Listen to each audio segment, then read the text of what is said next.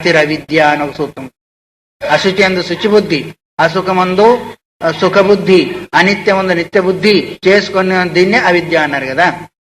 అశుచి ఏంటిది? ప్రపంచం అంతా కూడా అశుచి. అది శుచి బుద్ధిని తెచ్చుకున్నాడు. ఎందుకు అశుచి అయింది? కాలాంతరంలో దుర్గంధాన్ని పొందుతుంది. చైతన్యాన్ని ఎప్పుడైతే వదిలిపెడుతుందో ప్రతి వస్తువు దుర్గంధాన్ని పొందుతుంది. అనిత్యము ఎందుకంటే ఒక కాలంలో ఉంటుంది, ఒక కాలంలో ఉండదు. అశుచి ఇది దుఃఖము. అది ఉంటే ఒక దుఃఖము, లేకపోతే ఒక దుఃఖము, ఉండిపోతే ఒక దుఃఖము. వీటి యందు అశుచి యందు శుచిభావాన్ని, అసుఖమందు సుఖభావాన్ని, అనిత్యమందు నిత్యభావాన్ని ఏర్పు చేసుకుంటున్నాం. దీన్ని అవిద్య. వాస్తవికంగా కూడా అంత మనం అనుభవిస్తాం, రోజు అనిపిస్తూనే ఉంటాం. కానీ అది ఈ రూపంలో మనకు అవగాహనకు రావడంలో వస్తే, దాని యందు స్థిరమవుతే మన మనస్సు కూడా ప్రపంచం లోపలికి వెళ్ళదు. అందుకొరకే ఆరోపణ మాత్రమే తప్ప వాస్తవికంగా లేదు. అందుకని అట్లా ఆలోపన చేసుకుని జీవుడు తనకు తానే మోసపోతున్నాడు. అందుకొరకు కల్పన ఇది విపరీతంగా వివరించేదానికి కారణం ఉండేదానికి ఇంకొక దృష్టాంతం కూడా చూపిస్తున్నాడు. ఏంటిది? వస్తు యాథాత్మానవబోధ పట్ల నద్ధాక్షన్ అన్నాడు. వస్తు యొక్క యాథాత్మ అనవబోధ పటల, వస్తు యొక్క స్వరూపాన్ని ఉన్నదినట్టు తెలుసుకోకపోవడమే ఒక పరద. ఇప్పుడు రెండు వస్తువుల యొక్క మధ్యలో ఒక పరద ఉంటే దాన్ని మనం చూడగలుగుతామా? చూడలేము. ఇక్కడ పటలం అంటే పరద ఏంటిది? వస్తువు ఉన్నదిన్నట్టుగా చూడకపోవడమే ఒక పరద. యాథాత్మ అనవబోధ. అనవబోధ అంటే యథార్థ స్వరూపాన్ని తెలుసుకోకపోవడమే ఒక పరద. దాన్ని చెప్తూ ఉన్నాడు. శుభ్రూహు సునాస సుముఖి సునేత్ర చారుహాసిని కల్పనామాత్ర సమ్మోహాత్ రామేత్యాలింగతే శుచిం. ఈ అగస్త్యుడు ఎట్లాగైతే రాముడికి బోధించాడో ఆ కల్పనంతా వచ్చేసింది. ఒక వ్యక్తిని శుభ్రూహు మంచి కనుబొమ్మలు కలిగిన వాళ్ళు, సునాస మంచి ముక్కు కలిగిన వాళ్ళు, సుముఖి మంచి ముఖం కలిగిన వాళ్ళు, సునేత్ర మంచి కన్నులు కలిగిన వారు, సారు హాసిని అందంగా నవ్వుతారు. ఇవన్నీ కల్పన మంచిదా? ఎప్పుడు ఉంటాయా ఇవి? శుభ్రు సునాస సుముఖి సునేత్ర చారుహాసిని. చారుహాసిని అంటే మంచి అందమైన నవ్వుగలిగిన వాళ్ళు. కల్పన మాత్ర సమ్మోహాత్. ఇది కల్పన చేసుకొని మోహింపబడుతున్నారే కానీ వ్యక్తి వాస్తవికంగా ఉండేవి కాదు. అందుకని రామేత్యాలింగతే అశుచి అయిన శరీరాన్ని ఇవన్నీ కల్పన చేసుకొని ఆలింగనం చేసుకుంటున్నాడు. అంటే అర్థమేమి? ఇంతకంటే వించిన వేరే వస్తువు ఇంకోటి లోకం లేదని తనకు తానే మోసపోతూ ఉన్నాడు. అందుకే కదా బుద్ధ్యా వీక్షస్వ అని. బుద్ధి చేసి చూసినట్టయితే ఈ పై పరపోతే ఏమవుతుంది? ఇవన్నీ ఎక్కడ పోతాయి? శరీరం పైన ఉన్న పొర పోయిందనుకోండి, ఇప్పుడు ఇవన్నీ వచ్చేస్తాయా? అయ్యో ఏంటిది పట్టి చూడ భయం అందరూ అన్నట్టుగానే కొంచెం అదంతా పోక్కర్లే. నోట్లో నుంచో ముక్కులో నుంచో చీవుడు వచ్చేసి అక్కడ ఉమ్మేస్తే చిచి బయటకు పోతావా లేదా అంటాం. ఇంక పొరే పోతే ఇప్పుడు ఈ కల్పన అంతా ఏమైంది? ఏదైతే కల్పించుకొని లోకం అంతా కూడా భ్రమ చెందుతుందో అప్పుడు అది బయటికి రాగానే ఇప్పుడు లేవా? లోపల మలము లేదా, చీముడు లేదా, నెత్తుడు లేదా, రక్తం లేదా? ఈ పొర ఉన్నందువల్లనేమో బాగా ఇవన్నీ పై వాక్యాలన్నీ చెప్పుకుంటారు. శుభ్రు సునాస వగైరా వగని అవన్నీ బయటకు వస్తే చిచి ఇక్కడైనా నీకు ఇక్కడే స్థలం దొరికిందా, బయటకు పోయి మూత్రం చేయకూడదు, బయటకు పోయి రొంటికి వెళ్ళ కూడా వగైరా వగైరా అంటాం. మరి ఇవన్నీ చేసుకుని ముద్దు పెట్టుకున్నాడు, ఆలింగం చేసుకున్నాడు, వగైరా చేసుకున్నప్పుడు అవన్నీ ఉన్నాయా లేవా లోపల? ఎక్కడ పోయినాయి మరి అదంతా కూడా? ఈ భావన అప్పుడు ఎందుకు రాలేదంటే అప్పటలా కప్పబడింది. ఏం చేత ఏమన్నాడు? వస్తు యాథాత్మ అనవబోధ పట్ల అన్నాడు కదా. వస్తు యొక్క యథార్థ స్వరూపం తెలుసుకోకపోవడం ఒక పరద. అట్లాగే ఈ శరీరం పైన పొరే ఒక పరద. ఆ పరద ఉన్నందువల్ల శరీరం లోపల ఉన్న యథార్థ స్వరూపాన్ని తెలుసుకోలేకపోతున్నాం. దాని యథార్థ స్వరూపం ఏంటిది? సప్తధాతులతో కూడుకున్నదే తప్ప ఇంకొకటి కాదు అనేదాన్ని మర్చిపోతున్నాడు. తెలియక కాదు, భ్రాంతి చేత మర్చిపోయి పై కల్పనంతా చేసుకుని ఏం కల్పన? శుభ్రు సునాస సుముఖి సునేత్ర చారుహాస్ని. వాళ్ళకు వీలు కావచ్చు, వీలుగా వాళ్ళు కావచ్చు పోతున్నారు. అంటే ఈ విధంగా విచారించని కారణం చేతనే తన్ను తాను నేనేమో అనుకొని ఇలా అయ్యానండి, మొదలై తెలుసుంటా అసలు ఈ దారికి వచ్చేవాళ్లే కాదండి అనుకుంటారా లేదా? ఏదైనా కావచ్చు గాక. మొదలు నేను ఇట్లా అనుకున్నాను, ఇట్లా అయిపోయా. ఎట్లా అనుకున్నావు? దాని యొక్క వాస్తవిక స్వరూపాన్ని తెలుసుకోవడం అనుకున్నావు. నేను ఫలాని వ్యక్తి ఇట్లా అనుకున్నాను, నేనేమో అనుకున్నాను, ఇట్లా అవుతుంది అనుకున్నాను, ఇట్లా అయిపోయే అనుకుంటావు. అంటే ఆ వ్యక్తి యొక్క స్వరూపం తెలియనందువల్ల కదా నువ్వు అనుకున్నావు. వ్యక్తి స్వరూపం తెలిస్తే వాడి దగ్గరికి పోయేవాడు కాదు కదా. అట్లాగే ఒక వ్యక్తిని గురించి మనం ఎట్లయితే అనుకుంటున్నామో, ఇలాగ ఒక సహకారం చేస్తాం అనుకో, మేము పోయాము అని అడిగాము, ఆఖరికి ఇట్లా చేశాడండి, మోసం చేశాడండి అనుకుంటామా లేదా? ఒక వ్యక్తిని గురించి ఎట్లా అనుకుంటున్నామో అట్లాగే సమస్త ప్రపంచంలో బ్రహ్మాండంలో ఉన్న వస్తువుల యొక్క స్థితిగతులు కూడా అంతే. మనం శంకరం శంకరాచార్యం కేశవం బాదరాయణం స్తోత్రభాస్య కృతౌ వందే భగవంతౌ పునః పునః. సదాశివసమారంభాం శంకరాచార్యమధ్యమాం అస్మదాచార్యపర్యంతాం వందే గురు పరంపరా. దీనికి మనం ఏం చెప్పుకున్నాము? యోగ సూత్రాలు. సర్వస్యానర్థజాతస్య జిహాతి తస్య మూలం అహంకార ఏవ. సమస్త అనర్థాలకు మూల కారణమేంటిది? అహంకారం. దాన్ని వదిలిపెట్టినట్టయితే సమస్తము పోతుంది. కారణం పోతే కార్యం కూడా పోతుంది. కారణం ఉంటే కార్యం కూడా ఉంటుంది. కార్యకారణ సంబంధ సమస్త అనర్థాలకు మూలమేంటిది? అనర్థం అంటే దుఃఖం. ఇక్కడ సమస్త దుఃఖాలకు మూలము అహంకారం. అహంకారకు మూలం అజ్ఞానం అవుతుంది. ఎప్పుడు అజ్ఞాన ప్రకృతాన్ని దగ్గర ఉన్న దాన్ని వదిలిపెట్టి దూరం పోకూడదు. సమస్త దుఃఖాలకు మూలము నేను, నాది, నాకు. ఇది సమస్త దుఃఖాలకు మూలమైంది కాబట్టి అది దాన్ని వదిలిపెట్టాలి అనే విషయాన్ని, సకల దుఃఖాలు సంపాదిస్తుంది అదే. అందువల్ల త్యజింపవలసింది ఏంటిది? అహంకారాన్ని త్యజించాలి. నిత్య నిర్వికారమైన చిదాత్మకు అజ్ఞాన కల్పితమైన అహంకారమే కానీ చిదాత్మకు సంబంధము లేదు. దుఃఖాలు దేనికి సంబంధం ఉన్నాయో దుఃఖాలతో దాన్ని వదిలిపెట్టాలి. అందువలనే చెప్తూ ఉన్నారు, సత్యాత్మానాత్మనోపరాగా. అహంకారానికి ఆత్మతోనూ అనాత్మతోనూ సంబంధము కలిగి ఉంది అని నిన్న కొంతవరకు చెప్పుకున్నా. ఆత్మతో సంబంధం ఉంది, అనాత్మతో సంబంధము కూడా. ఆత్మతో కలిసి ఉంది, అనాత్మతో కూడా కలిసి ఉన్న కారణం చేత దానికి ధర్మాలు ఏంటిది? సుఖదుఖాలు. ఆ సుఖదుఖాలను ప్రకాశం. ఎందుకు అంటే కేవలం ఆత్మతో సంబంధించి ఉంటే సుఖమే ఉంటుంది కానీ దుఃఖం ఉండదు. కేవల దృశ్య పదార్థాలతో కలిసి ఉంటే అది జడమే ఇది జడమే కాదు కాబట్టి సుఖదుఖాలకు హేతువు కాదు. రెండింటికి సంబంధించినట్టుగా నిన్న ఉపమానం ఏం చెప్పాడు? సూర్యుని యొక్క ప్రకాశము, ఎర్ర కుసుమము.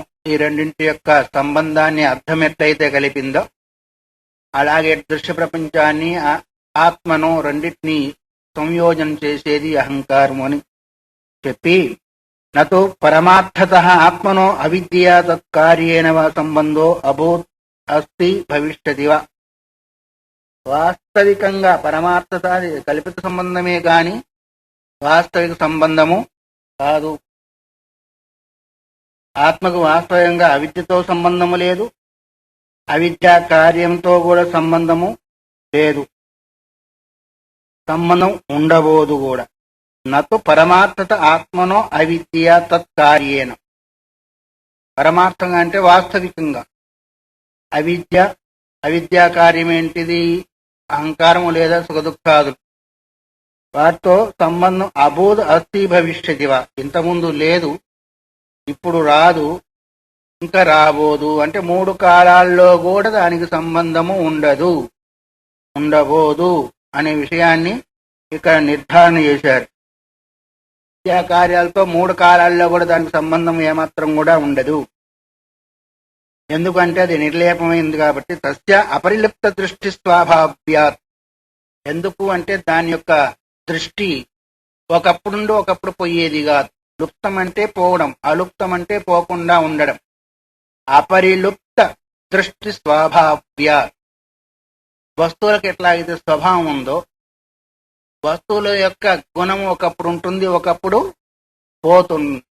కానీ ఇప్పుడు ఈ ఆత్మకు కలిగిన స్వభావము ఒకప్పుడు ఒకప్పుడు పోయేది కాదు.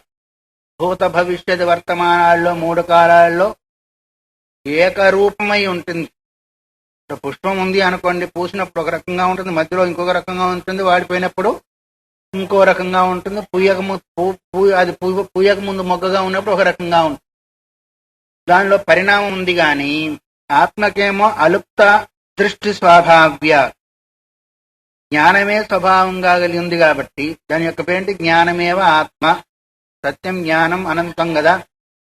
జ్ఞానమే అయినప్పుడు ఒకప్పుడు ఉండి ఒకప్పుడు లేకుండా ఉంటుంది ఆ జ్ఞానం. అంటే ఎట్లాగైతే వస్తువు ఒకప్పుడు ఉండి ఒకప్పుడు లేనందువల్ల నిత్యం అవుతుందో ఆత్మ కూడా అప్పుడేమవుతుంది, అనిత్యం అవుతుంది. కాబట్టి అది ఒకప్పుడు ఉండి ఒకప్పుడు పోయేది కాదు.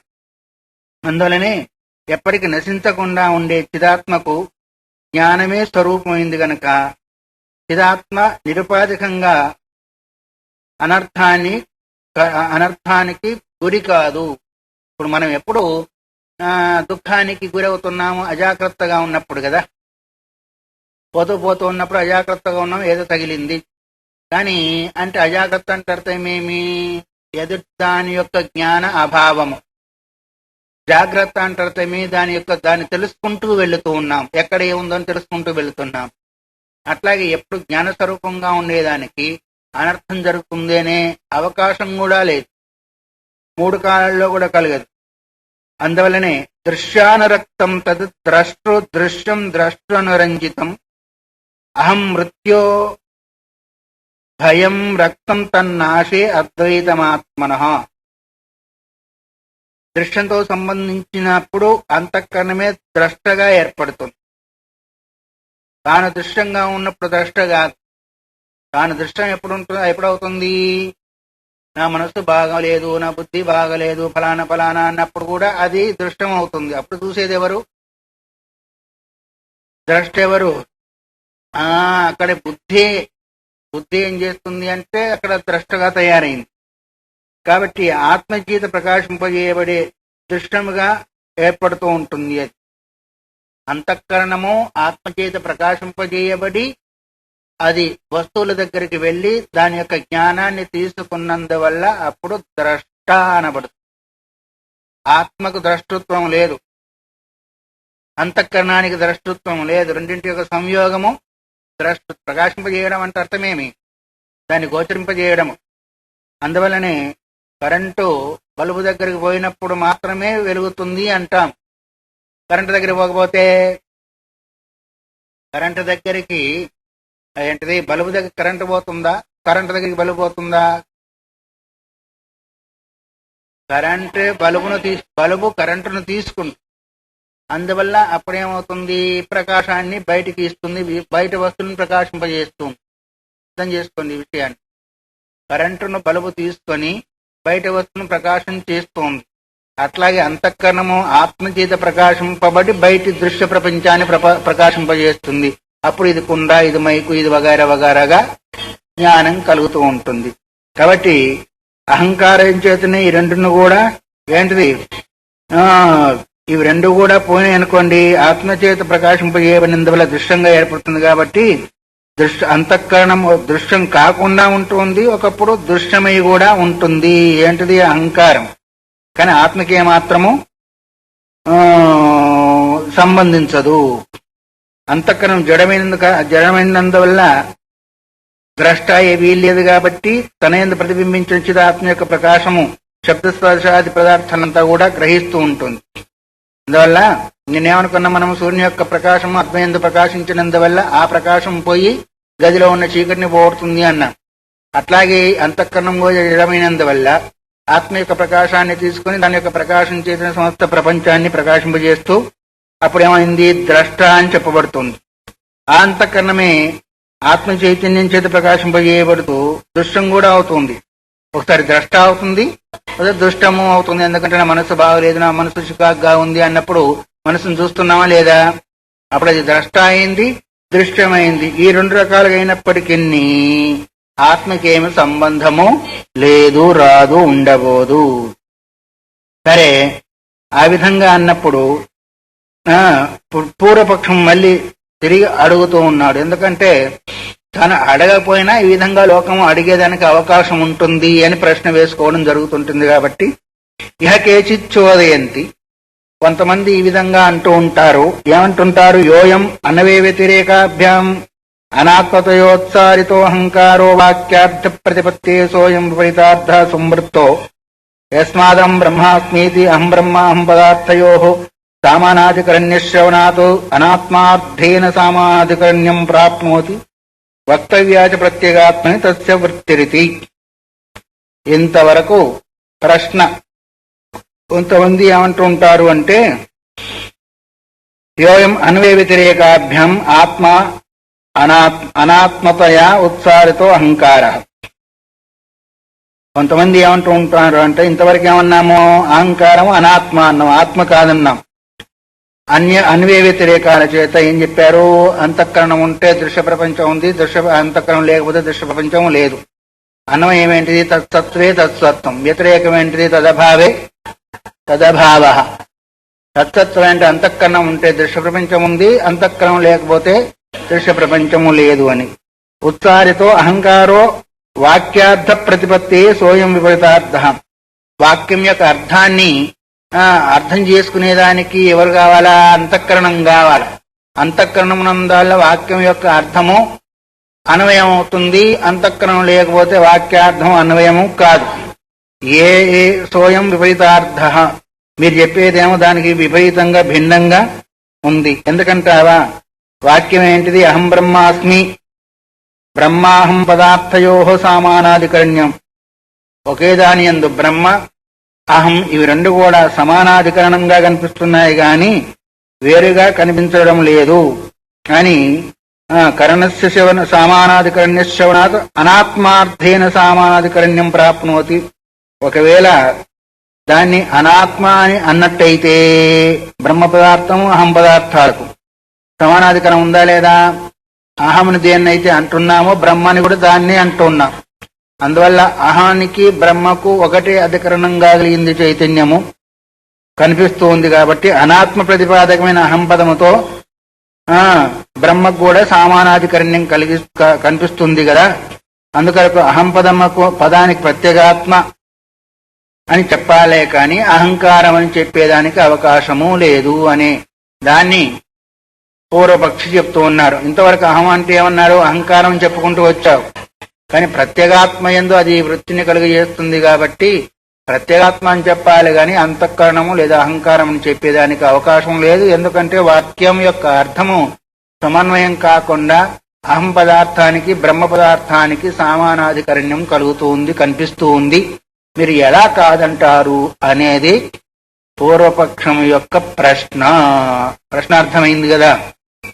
అందువల్ల ఈ రెండింటికి సమానాధికరణ్యం ఉందని చెప్తున్నారు. ఉచ్యతే ప్రసిద్ధ లక్షణ గుణవృత్తిభి.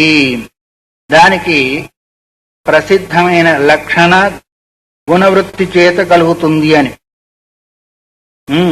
ఉచ్యతే ప్రసిద్ధ లక్షణ గుణవృత్తిభి. ప్రసిద్ధ లక్షణము, ప్రసిద్ధ వృత్తి, లక్షణావృత్తి, గుణవృత్తి అని. ప్రసిద్ధ వృత్తి అంటే ముఖ్య వృత్తి. మూడు చెప్పారు ఇక్కడ. ప్రసిద్ధం అంటే ముఖ్యమైన వృత్తి. వృత్తి చివరి పదాన్ని తీసుకోండి. ఒకటో ముఖ్య వృత్తి, లక్షణావృత్తి, గుణవృత్తి చేత వాటిని మేము సమన్వయం చేస్తాము అన్నారు. వృత్తి అంటే ఏం చెప్పుకున్నాము? తదాకారాకారం కావడము వృత్తి అన్నాం. ఆ వృత్తి మూడు రకాలుగా ఉంది. ఒకటి ముఖ్య వృత్తి, ఒకటి లక్షణావృత్తి, ఒకటి గౌణ వృత్తి అన్నారు. ముఖ్య వృత్తి చేత ప్రత్యేగాత్మను ప్రతిపాదిస్తూ ఉంది, లక్షణావృత్తి చేత కూడా ప్రతిపాదిస్తుంది, గౌణ వృత్తి చేత కూడా ప్రతిపాదిస్తుంది అహం పదం అని. ఈ మూడు వృత్తుల చేత ప్రత్యేగాత్మ ప్రతిపాదింపబడుతున్నందువల్ల దాన్నే మేము నిరూపిస్తున్నాము అని. ముఖ్య వృత్తి చేత ఎక్కడ నిరూపణ అవుతుంది, లక్షణావృత్తి చేత ఎక్కడ వృత్తి నిరూపబడుతుంది, గౌణ వృత్తి చేత ఎక్కడ నిరూపింపబడుతుంది అని. మొదలు ఈ వృత్తిని గురించి మనం కొంచెం తెలుసుకోవాలి. మూడు వృత్తులు అన్నారు కదా. ముఖ్య వృత్తి ఏంటి అంటే ఎక్కడ వస్తువును ఉన్నదున్నట్టుగా చెబుతుందో దాన్ని ముఖ్య వృత్తి అంటారు. ఇది మైకు, ఇది కుండ, ఇది ఫలానా, ఇది ఫలానా అనేది వస్తువు యొక్క స్వరూపాన్ని ఉన్నదున్నట్టుగా చెబుతూ ఉంది. అంటే ప్రపంచాన్ని మనం ఎలా చూస్తున్నామో అలానే చెప్పడము ముఖ్య వృత్తి అంటారు. దానికి భిన్నంగా ఏమీ రాదు. తర్వాత ఇంకోటి ఏంటిది, లక్షణ వృత్తి. 3 వృత్తులలో ముఖ్య వృత్తి అయిపోయిన తర్వాత లక్షణ వృత్తి అన్నారు. లక్షణ వృత్తులలో 3 వృత్తులు ఉన్నాయి. జహల్లక్షణ, అజహల్లక్షణ, జహదజల్లక్షణ అని 3 రకాలైన వృత్తి అక్కడ కనిపిస్తూ ఉంటుంది. జహల్లక్షణ అంటే ముఖ్య వృత్తిని వదిలిపెట్టి తత్సంబంధాన్ని అది అవగాహన చేసుకోవడం. జహద్ అంటే వదిలిపెట్టుట. జహద్ అంటే దాని ముఖ్యమైన దేని యందైతే ముఖ్య వృత్తి సంభవిస్తుందో దాన్ని వదిలిపెట్టి తత్సంబంధమైన దాన్ని పట్టుకోవడం. ఎలా? ఎక్కడున్నారు మీరంటే కృష్ణలోనే ఉన్నామండి మేము అంటారు. కృష్ణ అనేది అంటే ముఖ్య వృత్తి అది. కానీ కృష్ణ అంటే ఏంటి? నీళ్ళని కదా మనం కృష్ణ అంటున్నాము. ఆ కృష్ణలో ఉండేదానికి వీలు లేదు కాబట్టి కృష్ణా నది తీరాన్ని తీసుకుంటున్నాం. అప్పుడు ముఖ్య వృత్తిని వదిలిపెట్టి లక్షణ వృత్తిని తీసుకున్నాం. ఎందుకు అంటే కృష్ణలో లేదు. గంగాయాం ఘోష అన్నట్టుగా గంగలో ఉంటున్నాం, కృష్ణలో ఉంటున్నాము. కృష్ణలోనేనంటే మేము ఉండేది అన్నట్టుగానే కృష్ణులో ఎవరు ఉండేదానికి వీల్లేదు నీళ్లపైన. అందువల్ల కృష్ణా నది తీరములో అనేది ముఖ్య వృత్తి సంభవం ఎక్కడ? కృష్ణలో. కానీ మనం ఇప్పుడు తీసుకున్నది ఎక్కడ? కృష్ణను వదిలిపెట్టాము, దాని తీరాన్ని తీసుకున్నాం. దీన్ని అంటారు జహద్ లక్షణ అని. తర్వాత ఇంకోటి రెండవది ఏంటి? అజహల్ లక్షణ. ముఖ్య వృత్తిని వదిలిపెట్టకుండానే పక్కదాన్ని కూడా తీసుకోవడం. ఇప్పుడేమో ముఖ్య వృత్తిని వదిలిపెట్టి పక్కదాన్ని పట్టుకున్నాం. అప్పుడు ముఖ్య వృత్తి ఉంటుంది, రెండవది కూడా ఉంటుంది. దానిపై ఏంటి? గొడుగులన్నీ వెళ్తున్నాయి అన్నాం అనుకోండి. గొడుగులన్నీ వెళ్తున్నాయంటే గొడుగులు వెళ్తాయా? గొడుగులు పట్టుకున్న వాళ్ళు వెళుతున్నారు. అప్పుడు గొడుగును వదిలిపెట్టలేదు. ముఖ్య వృత్తి గొడుగులు పట్టుకున్న వాళ్ళని కూడా తీసుకున్నాం. దీన్ని అజహల్ లక్షణ అన్న. అంటే ముఖ్య వృత్తిని వదిలిపెట్టలేదు, అక్కడ ముఖ్య వృత్తిని వదిలిపెట్టి పక్కదాన్ని పట్టుకున్నాం. ఇక్కడేమో ముఖ్య వృత్తిని వదిలిపెట్టకుండా పక్కదాన్ని కూడా తీసుకున్నామంటే అజహత్ వదిలిపెట్టకుండా. లక్షణ వృత్తి అంటే గొడుగులు పోతున్నాయి అంటే గొడుగులు కలివి గొడుగులు పట్టుకున్న వాళ్ళు వెళ్తున్నారు. ఛత్రినో యాంతి అని గొడుగులు కలిగిన వాళ్ళు వెళ్తున్నారు అనే విషయాన్ని ఇక్కడ చేసిన. అందుకొరకు ఇప్పుడు లక్షణ చెప్పవలసింది చెప్పకుండా పక్కదాన్ని ఎలా తీసుకున్నామో మొదటి దానిలో, చెప్పవలసింది చెప్పుతూ మళ్ళీ పక్కదాన్ని ఎలాగా తీసుకున్నామో. మూడవది ఏంటిది? జహదజ లక్షణ. అర్థము సమన్వయం కానప్పుడు సమన్వయం కాని వస్తువును వదిలిపెట్టి సమన్వయాన్ని అయ్యేది మాత్రం పట్టుకోవడం. దానికి ఏంటిది? మరి మార్కెట్లో కనిపించిన దీప్తే ఇక్కడ కూడా వచ్చింది అని అనుకున్నాం అనుకోండి. మార్కెట్లో ఎప్పుడో కనిపించింది, ఇప్పుడు కాదు. మరి ఇప్పుడు ఇక్కడికి వచ్చేసాం. ఆ దేశం వేరు, ఆ కాలం వేరు, ఆ డ్రెస్ కూడా వేరే. ఈ దేశం వేరు, ఈ కాలం వేరు, ఈ డ్రెస్ కూడా వేరే అనుకోండి. కానీ విరుద్ధమైన ఆ దేశము, ఆ కాలము, ఆ వగైరా, ఈ దేశము, ఈ కాలము, ఈ వగైరా, దీన్ని వదిలిపెట్టి కేవలం వ్యక్తిని మాత్రం ఎట్లా ఇది అనుకున్నాం. ఎందుకంటే అక్కడ ఆ కాలంలో అట్లా కనిపించింది కాబట్టి, ఇట్లా ఈ కాలంలో ఇది కనిపించింది కాబట్టి ఆ వ్యక్తి కాదని ఎవరు కూడా అనరు. ఎవరు? అందుకొరకు జహద్ అజహద్. జహద్ ఏంటిది? దేశకాలాలను వదిలిపెట్టడం. అజహద్ అంటే ఏంటిది? అక్కడ ఉన్న చైతన్యాన్ని ఇక్కడ ఉన్న చైతన్యాన్ని, లేదా అక్కడ ఉన్న వ్యక్తిని ఇక్కడ ఉన్న వ్యక్తిని మాత్రం పట్టుకోవడం. దీనేమంటారు? జహద్ హజల్ లక్షణ. అంటే కొంత వదిలిపెట్టాము, కొంతలో వదిలిపెట్టలేదు. అంటే విరుద్ధమైన వాటిని వదిలిపెట్టాము, విరుద్ధం కాని తత్వాన్ని మాత్రం పట్టుకున్నాము.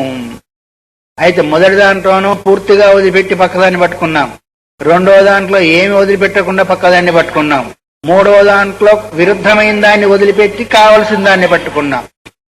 ఇదేం వృత్తి అయింది? లక్షణ వృత్తి అయింది. మూడవ వృత్తి ఏంటిది? గౌణ వృత్తి. గౌణ వృత్తి అన్నాం కదా. ముఖ్య వృత్తి, లక్షణ వృత్తి, గౌణ వృత్తి అన్నాం. గౌణ వృత్తి అంటే అర్థం ఏమి? ఉపచారంగా చెప్పబడుతుంది. గౌణంగా అంటే ముఖ్యంగా ఉండదు. గౌణము ఎట్లాగంటే సింహో దేవదత్త అన్నాం. ఈ దేవదత్తుడు సింహం అయ్యా అన్నాం. అంటావా లేదా? అంటే సింహం అంటే అర్థం సింహం వాడు నాలుగు నాలుగు కాలు తోక ఉన్నాయా, సింహం లాంటి బలపరాక్రమం కలిగిన వాడు అని. ఇప్పుడు సింహం అనే ముఖ్య వృత్తి కలిగింది అక్కడ. గౌణం అంటే సింహం వలె లేడు, సింహం లాంటి బలం కలిగిన వాడు అని. అది అక్కడ అది గౌణంగా అన్నారే కానీ ముఖ్యంగా చెప్పబడలేదు. ఇలాంటి వృత్తుల ద్వారా అహం శబ్దాన్ని మేము ఆత్మయందు అక్కడక్కడ సమన్వయం చేస్తామే కానీ వాస్తవికంగా అహం శబ్దం ఆత్మకు సంబంధించింది కాదు అని. అందుకొరకే సోచ్యతే ప్రసిద్ధ లక్షణ గుణవృత్తిభి. ప్రసిద్ధ అంటే ముఖ్యము, లక్షణ అంటే లక్షణావృత్తి, గుణవృత్తి అంటే గౌణవృత్తి చేత దాన్ని మేము సమన్వయం చేస్తాము అనేదాన్ని ఇప్పుడు ఏం చేస్తున్నాడు, ప్రతిపాదన చేయబోతున్నాడు. ఈ మూడు వృత్తులలో మొట్టమొదలు లక్షణావృత్తిని చూపిస్తూ ఉన్నాడు. నాజ్ఞాశిషమితి ప్రాహ సుషుప్తాదుత్తితోపి అయోదాహాదివత్తేన లక్షణం బ్రహ్మాత్మనః. పరమాత్మ యొక్క లక్షణాన్ని ఇప్పుడు లక్షణావృత్తి చేత చూపిస్తూ సుషుప్తిలో పడుకున్నాడు, బాగా గాఢంగా నిద్రపోయాడు, గురకబెట్టి కూడా నిద్రపోయాడు, లేచాడు. లేచిన తర్వాత ఏమంటాడు, నాకు ఏం తెలియలేదు, హాయిగా నిద్రపోయాను అని అన్నాడు. ఎట్లా అన్నాడు, అయోదాహాదివత్తేన లక్షణం పరమాత్మన, ఇనుప ముక్క కాలుస్తుంది అన్నాడు. మొన్న వంటలు చేశారు మన వాళ్ళు. వంటలు చేసేప్పుడు ఏం చేస్తారు, సాంబారో రసమో చేసిన తర్వాత మొదల తాలింపు వేయరు కదా, తర్వాత తాలింపు వేస్తారు అనుకోండి.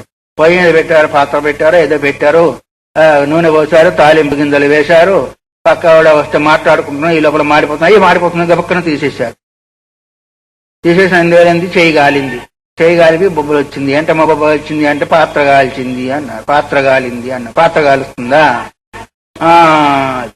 కాల్చే గుణము అగ్నిది గాని పాత్రది కాదు.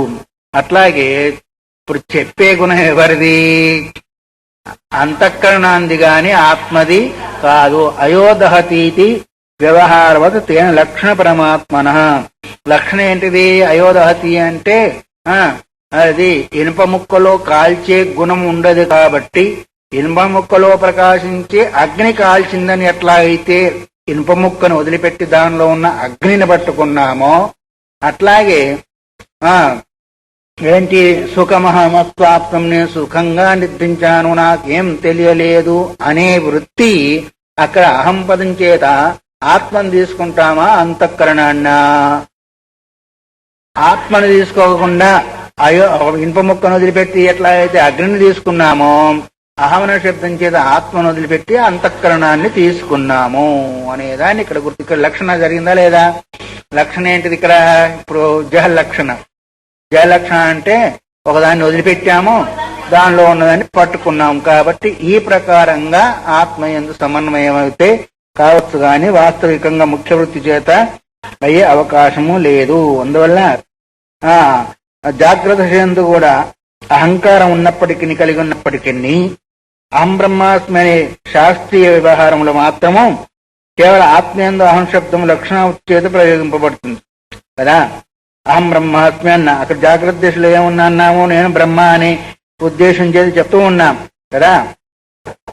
అందువల్ల శాస్త్రీయ వ్యవహారంలో మాత్రం, శాస్త్రీయ వ్యవహారం అంటే శాస్త్ర బోధకంలో గురు శిష్య పరంపరగా బోధింపే వ్యవహారములో జాగ్రత్త వ్యవహారం వేరు, శాస్త్ర వ్యవహారములో వేరు. అప్పుడు కేవలం ఆత్మయందు అహం శబ్దము లక్షణావృత్తి చేత ప్రయోగింపబడుతుంది.